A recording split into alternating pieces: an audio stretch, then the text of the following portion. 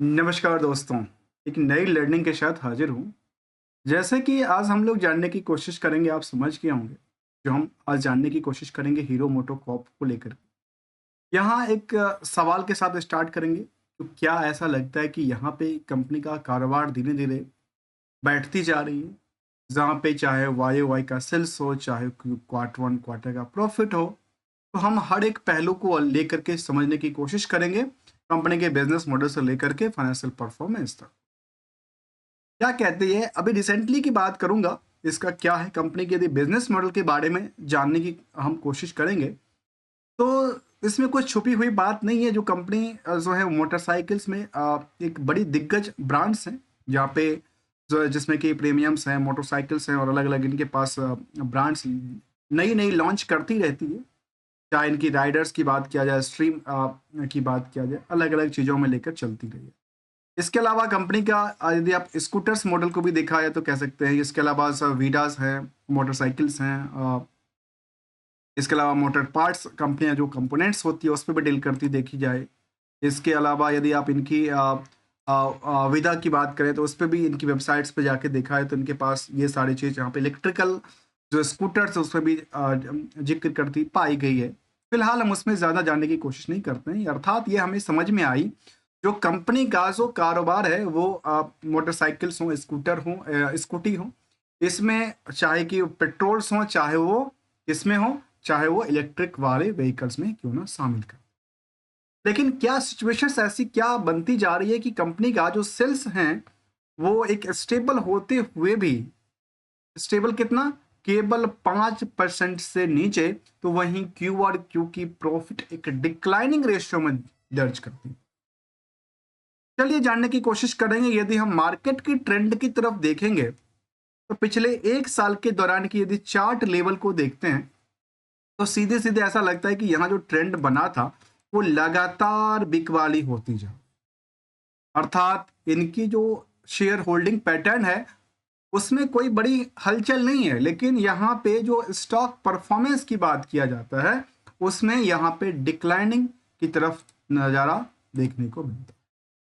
चलिए कंपेयर करने की कोशिश करते हैं, जिस कंपैरिजन के लिए तो खास करके हमने जो इनके स्किनर के बेसिस पे पीयर्स कंपनी को लिया है, वो क्या कहती है, जिसमें कि एसर मोटर्स हो, टीवीएस मोटर्स हो। मुझे लगता है कि कंपेयर करने के लिए सबसे बेटर जो ऑप्शन है वो लगता है ओला इलेक्ट्रिक से कंपेयर किया जा सकता है, या फिर इसको टीवीएस मोटर से कंपेयर किया जा सकता है, बजाज ऑटो से कंपेयर किया जा सकता है, क्योंकि ये जो आपस में सेगमेंट वाइज है वो जुड़ता हुआ दिखता है। जैसे टीवीएस की बाइक आती है, बजाज की बाइक आती है, हीरो की बाइक आती है, इसको कंपेयर करना आसान हो पाए। लेकिन फिलहाल इसके मुताबिक देखा जाए तो इनको देखा जाए तो कंपनी में जैसे हमने जिक्र किया था कि यहाँ पे वायु वाई की बात किया जाए तो सेल्स में करीब करीब 4.5% से ज्यादा ग्रोथ लेवल बनी थी।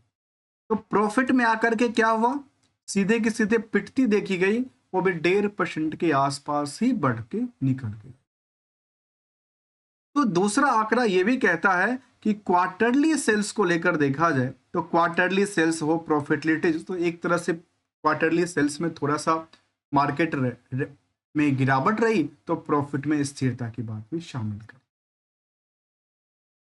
जबकि टीबीएस जैसे कंपनी में भी इस तरह की हलचल हुआ था, तो ये नहीं कह सकते कि सेल्स था और सेल्स जो था वो ग्रोथ जो बनना चाहिए था वो सभी कंपनी में बेटर रहा। ऐसा नहीं हो सकता, क्योंकि यहाँ पे टीवीएस मोटर के अंदर भी एक डिक्लाइनिंग रेशियो था from the quarter on quarter को लेकर के। तो प्रॉफिट जो यदि आप इनकी सेल्स ग्रोथ की वाई वाई ग्रोथ की बात करें तो काफी अच्छा था फ्रॉम द टीवीएस को, बट उसके कंपैरिजन में यदि हम हीरो मोटोकॉर्प की बात करें थोड़ा सा डिक्लाइनिंग रेशियो में मिला था। यदि कंपनी की कुछ बिजनेस मॉडल के बारे में हम जैसे हमने जानने की कोशिश किया तो आखिर क्या हुआ इसको लेकर के जब चर्चा करें।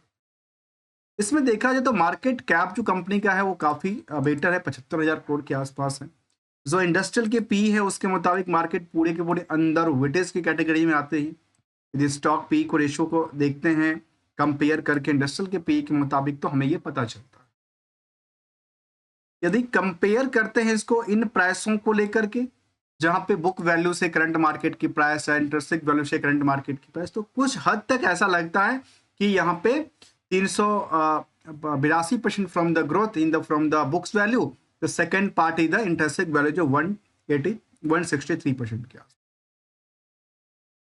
कंपनी में यदि प्रमोटर्स कंट्रोल की बात करें तो केवल 34% की रहा है, तो साथ में डिविडेंड ट्रैक रिकॉर्ड मेंटेन करती है। और यदि इनकी इस पोजीशन से देखा जाए तो हमने इसको भी एक कैलकुलेटेड डेटा लेके आए हैं, केवल इसी का नहीं, पूरे के पूरे चेन कंपनी का, जो आखिर सभी का सभी आधार कहां पे रहा। यदि हमने इनकी ईयर एंड ईयर बेसिस की ग्रोथ की अवलोकन का किया जाए तो समझ में आए कि सेल्स जो है कंपनी का दिन बाय दिन ग्रोथ किया है, जो कि 11% तक रहा लास्ट एटीएम के मुताबिक। तो प्रॉफिट भी करीब 11% के आसपास। लेकिन स्टॉक प्राइस जो था उसके कंपैरिजन पिटती देखी गई, तो यहाँ पे रिटर्न ऑन इक्विटी को लेकर भी स्थिरता के साथ मार्केट में कामकाज करती पाई गई। एक चीज को और जानना जरूरी है कि इसमें यदि हम पीयर्स के सभी कंपनियों से कंपेयर करते हैं, किसके अकॉर्डिंग, इनके अकॉर्डिंग, जहां पे हमने प्रॉफिटलिटीज को लेकर के देखा, तो सभी कंपनियों में कुछ कंपनी में नेगेटिव इंपैक्ट डालती देखी गई। उसमें सबसे ज्यादा नेगेटिव इंपैक्ट डालने वाली कंपनी ओला इलेक्ट्रिक की बात देखा गई, जहां चाहे वो sales growth from the Y का हो, चाहे वो क्यू का हो, एक भारी कट देखने को मिला था। यदि स्टॉक प्राइस की अवलोकन करते हैं तो हमने यहाँ पे जो डेटा लिया उसके मुताबिक देखा है तो मार्केट में हीरो मोटोकॉर्प की बात में तो 40% डिक्लाइन हुई है, जबकि यदि आप टीवीएस की बात करें तो केवल 18% की डिक्लाइन रही है फ्रॉम द 52 वीक की हाई, और उसको लाइफ टाइम हाई भी कह सकते हैं, क्योंकि 2024 जो था लाइफ टाइम के सबसे ज्यादा मार्केट में रैली क्रिएट करती पाई गई। ऐसी पहली बार नहीं है जब कंपनी में इस तरह के सिचुएशन देखने को मिला है, जो 60% तक के डिस्काउंट की बात यदि देखा जाए तो। इससे पहले भी कंपनी के यदि आप चार्ट को देखेंगे पिछले 3 साल के दौरान में, तो मार्केट 60% तो कट नहीं हुआ था, लेकिन कट हुआ था, और कट अक्सर होना स्वाभाविक सी बात है, क्योंकि कट होने के बाद ही प्रॉफिट जनरेट होता है। यहाँ पे मार्केट की सेंटिमेंट जो था वो बहुत ज्यादा गिरती देखी गई, और यहाँ पे जो पोजीशंस था वो नियरली इनका कौन से सपोर्टिंग लेगा, कौन सा टारगेट लेगा, इस पे कोई भी आपको टारगेट की बात हम नहीं करेंगे, कोई भी एसएल की बात करने वाले नहीं है। लेकिन सिंगल से हम गोल्डन रूल को चर्चा करने की कोशिश करेंगे, जो आखिर मार्केट को लेकर के एक गोल्डन रूल क्या कहता है, जिससे कि मार्केट में सस्टेनेबिलिटी बना रहे। यदि हम रेशियो की बात करें तो कंपनी में बहुत ज्यादा रिस्क फैक्टर की बात नहीं है।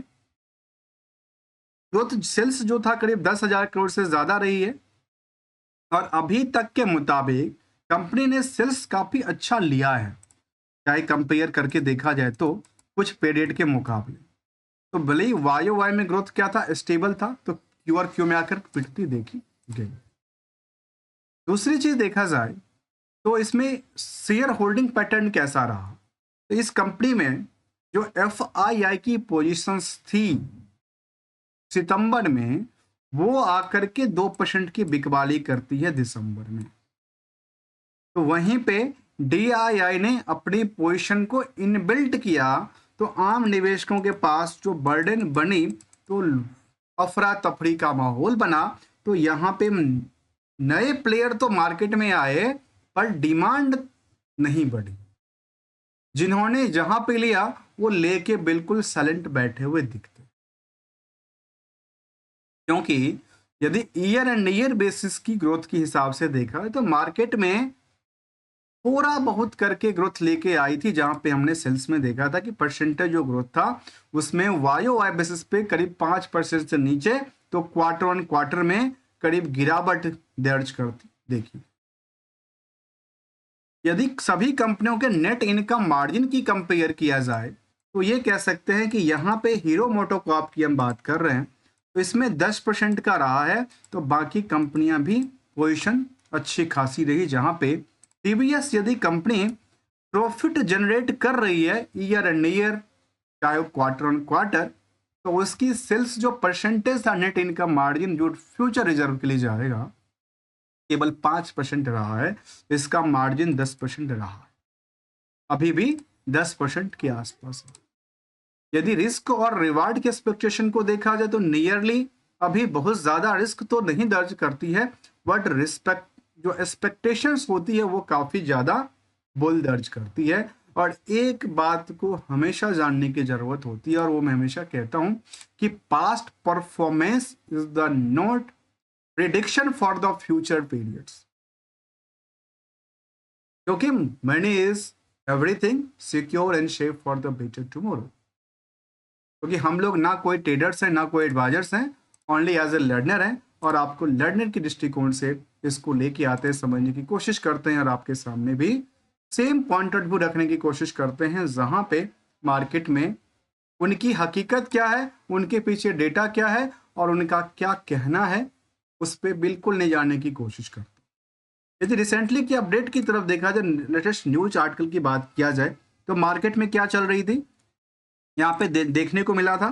तो Hero MotoCorp has the hit for the speed, जो कि launch can not reboost rebounds stock market news. इस तरह के रेवाड़ी में हीरो मोटो कॉर्प जो बिल्डिंग में उसमें लगी थी आग, और जिसकी वजह से 7 कर्मचारी हुए घायल और एक मिसिंग, तो छत का और ट्रेन सेट भी मिस।